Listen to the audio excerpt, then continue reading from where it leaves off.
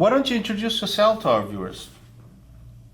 My name is Paul Marsh. I'm a resident, of the desert areas of, Southern California, which consists of now the San Bernardino County and Antelope Valley. Been a resident in this area for since 1962. So, family man, U.S. veteran, and I have a small business, that I operate in the high desert, working more in the mortgage industry, and I'm committed to a better California. We were told you were Korean. Tell us your story. I was born in 1957, so I am a survivor, I guess you could say, of the Korean War or the Korean conflict. I was placed in an orphanage at birth, so I did not know my biological father or mother, and I was adopted from the orphanage was located in Seoul, Korea. And I did, kind of check with at a certain point, I wanted to find out a little bit more about my background. And so I tried to go through the Catholic diocese, and they knew of the orphanage, but there's no existing records. So that's pretty much where I ended everything. But then I came to the States in 1962, and this is where I grew up. Mind if I ask if you ever wondered your family's over there in Korean Peninsula, or ever try to search them? I have wondered. My wife, she keeps telling me that I do need to find out, and that's something that I've thought about lately, as far as researching who my family is. My daughter, she's comical, and so we were down. We were actually in, I guess it was considered parts of Chinatown, in Los Angeles, and this was a while back. And my daughter came in. My daughter asked me. She said, "Dad," she goes, "Have you ever thought about maybe you're walking past your family members and you don't even know it?" And so we kind of laughed, but then I thought about that, and I said, that could be true. And so, yes, there has always been a question as to who, do I have any family, and where are they, and how are they doing, and, have they thought about me, so those normal things. Now you decided to run for this 39th District of California Assembly. What made you think that you should run? First, I thought about how the district was created in the first place. We used to be just one district, which was the District 39, which consisted of the San Bernardino County area. It was purposely divided to take away certain voices, and part of one of those voices would be my voice, because I fit into that category of the voices that they were trying to diminish or take away. So that was probably the main thing, and then the fact that I'm encountering, as I talk to people, their problems are the problems that I am upset about all the time that's happening to me and my family. So it just makes sense to step up and, run, and hopefully it's successful. But even if it's not, then to make an impact on just, the direction that we would like to see California go, and especially our district, because that's where we live. So that's what really made me decide to put my hat in the race. What's wrong with the incumbent, and what's the issues that you found, and also your constituents found as a bad status quo? Well, for us, for the San Bernardino County portion of the 39th district, there is no incumbent. Okay, because that person has now been moved to the 34th district. So now there isn't really an incumbent, but when you look at the two people that are running, myself and my opponent, Well, my opponent has a political background. He is a career politician, which I'm not. I have a career, so I'm not looking for another one. But he's a career politician. Now, I didn't learn really about him until I started meeting people and talking with people in groups within the Palmdale, Lancaster area, because he was a he's a sitting city council member for the city of Palmdale. With that, I found that there's, the typical things, politicians that are corrupt, politicians that are biased, and downright, not so much just biased, but just, very racially motivated. And that strikes a nerve in me because, I'm one of the people. I would say I'm probably two of the people because of, my Black background and also my Korean background that, that faces the setbacks of racism. And so the district, as far as, getting back to your original question, there are no incumbents, but there is a very unfavorable person that's running against me. And so I found, that's what I kind of found through my research. So would you say the most biggest and also most important motivation would be that you felt that you need a representation in the assembly to represent this district? Yes, because what they're doing, excuse me. I always tell people this: there's nothing happens by chance. They did not just separate us the way or divide us up district-wise just because that's where the lines fell. Okay, there's a reason behind everything, and that is to subdue or erase the voice of certain groups, and also to separate to diminish power, I guess you could say, for lack of better words, of certain groups. In the area that I grew up in and that I still live in, it's always been a predominantly conservative area. Okay, so what better way to to diminish that the conservative values, cut it up, and then put it into an area, combine it to an area that has more progressive values or viewpoints and stuff. So yeah, I felt that I needed to be that voice that's going to be able to keep maintain the values that we strive for, and then also to be that equalizer as far as everybody's voice. So you were saying that even if you don't have incumbent opponent, you have this incumbent power that is generated by a certain ethnic group? Absolutely. Or the Korean politician group? Yes. And that ethnic group, it's sad to say, it's the Hispanic community. They want to draw, and it's not, and it's for the wrong reasons, and I have nothing against the Hispanic community.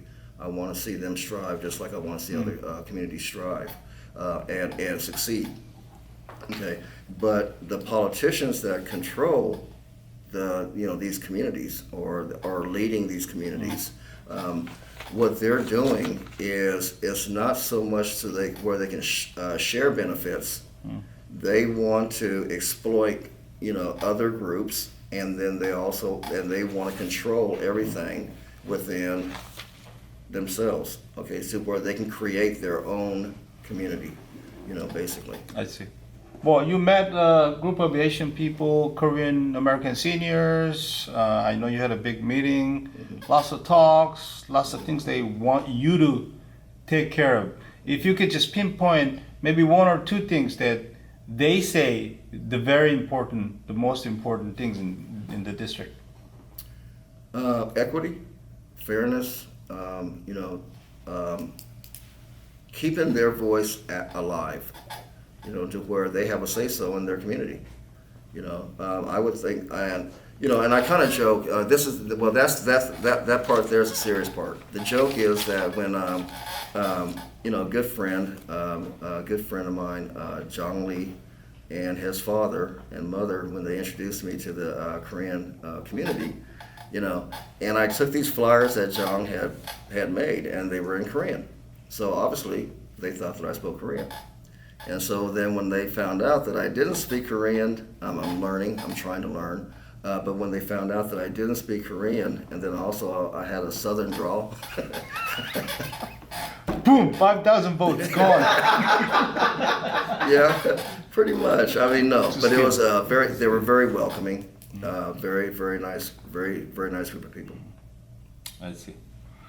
Well, some technical questions about your funding and your votes for primary. It is not way behind, but it was a little behind of the your opponent's record and numbers we see. What's your plan or strategy to get over this hurdle? I have I've toiled with that, that question. My opponent, he is, everybody boasts about the fact that they're grassroots, but they really don't know the true sense of grassroots. I mean, I learned it. I'm learning it now because what I have is truly a grassroots campaign.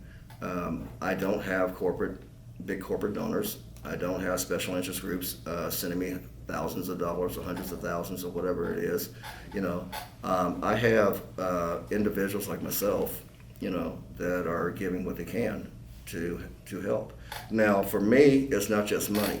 Money doesn't drive a campaign. It's the quality of people that are involved in the campaign, and it's the quality of the person that's the candidate, heading the campaign and whatnot. Okay, so, but what I found is that the people that are supporting me, not only are they supporting me, they're doing more than what money can buy. They're giving me, they're donating their time, they're donating their resources, and they're helping me. So I mean, I feel really good. We're in a good spot, Whereas in the beginning, I was a little concerned because you always hear that, unless you can raise X amount of millions of dollars, then pretty much you're not a viable candidate that has a chance, and I'm finding that to be not true. The voice of people, I think it outweighs what, money, can provide. And I see a lot of people that are upset and they're raising their voice. Also, backtracking just a little bit, going back to a previous question that you asked about motivation or whatnot in the campaign, having me to why I'm running. A lot of it is from personal experience. Education is a very important issue for me, and health. Two reasons. Education, I have my daughter's going through nursing school right now, and it's costing. It's a lot of money. Oh, yeah. It costs a lot. My son, he was born with cerebral palsy, so he was kind of just sidelined. The school system that he was involved in until we got, found out about it and was able to put a stop to it, they basically just treated him as a dollar figure, okay? Because every time he shows up for school, the school receives a certain amount of funds, basically, okay? So they just want him to show up, but they never really taught him anything. So I don't know, I don't know what level of education that he could have achieved, or to becoming more self-sufficient, because he was never given that opportunity. As far as health, my wife, she's a survivor of cancer, So and I know what health costs can do to a family and stuff. So these things are important because I'm a living example of going through it just like everybody else is. One thing that I keep telling people, and I firmly believe, okay, they're not looking at the temperature of the people. People in California are tired. We're tired of the chaotic, everyday humdrum. Gas prices are sky high. Inflation is going up. They keep saying that we're not we're not in a recession. If we're darn close, if not already in one.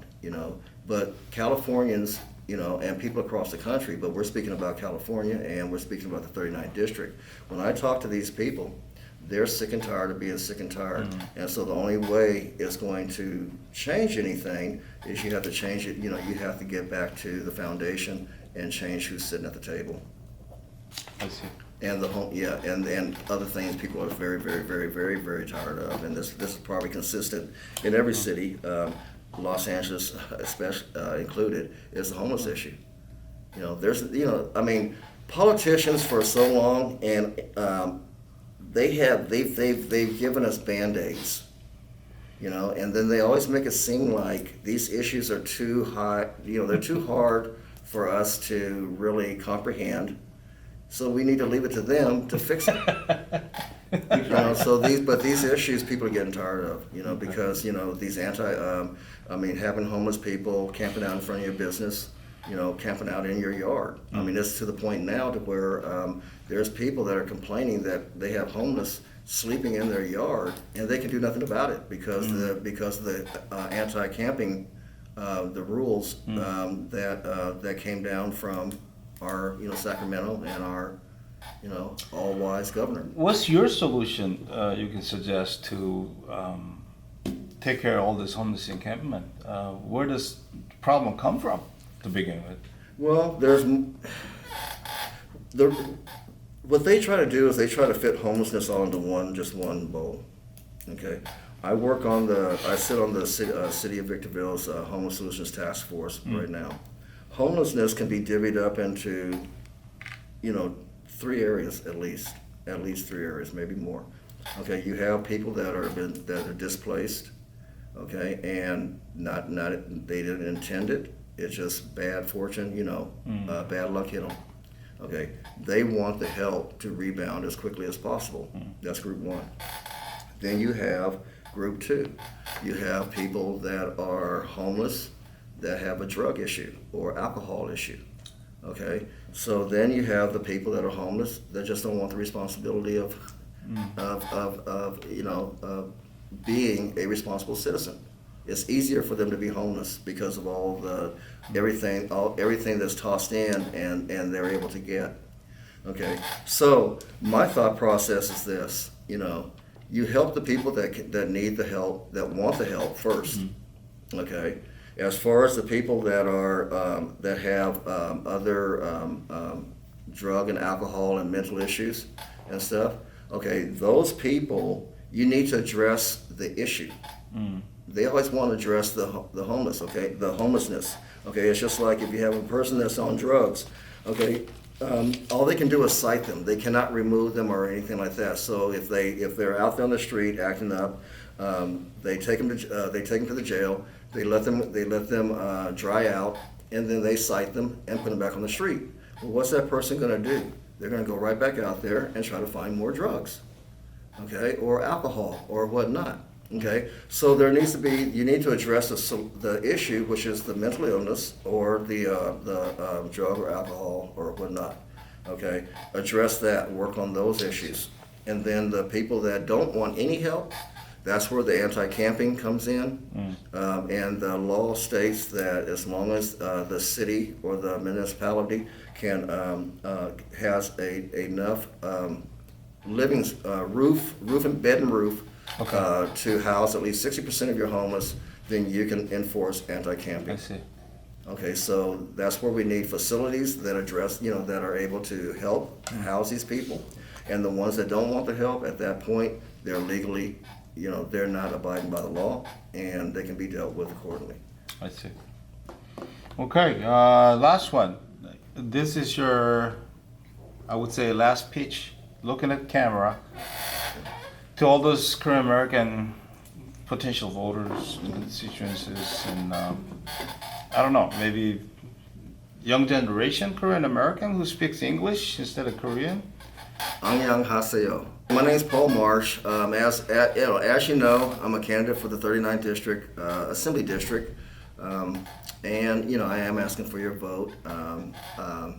I'm a long-term resident, so I have a vested interest in the area that I'm representing or wanting to represent. I've been here since 1962.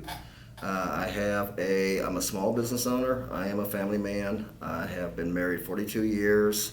I I have 4 children. Or no, actually, I'm sorry. I have 3 children. One who was born with cerebral palsy, and I have 4 grandchildren. I already said that 42 years. What motivates me to ask to be your representative is that, in California, I don't need to say I don't need to tell people what's wrong in California. We already know that with high gas prices, inflation, high food prices, unreasonable housing, things of that nature, homelessness, crime. We already know that those are